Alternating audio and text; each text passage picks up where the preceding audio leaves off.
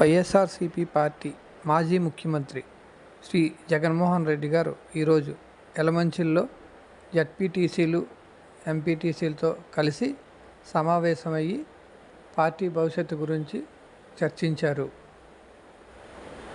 ఈ సభ విజయవంతంగా పార్టీ నాయకులందరూ పాల్గొని జగన్ గారు ఇచ్చిన సలహాల మేరకు వాళ్ళు అభిరుచులకు నచ్చేటట్టుగా అందరూ వారి యొక్క అభిప్రాయాలను కూడా తెలియజేశారు. భవిష్యత్తులో 2029లో మరలా మనమే అధికారంలోకి వస్తాము అని, మనం చేసే మంచి పనులు ఎక్కడికి పోలేదని జగన్మోహన్ రెడ్డి గారు వాళ్ళ నాయకులతో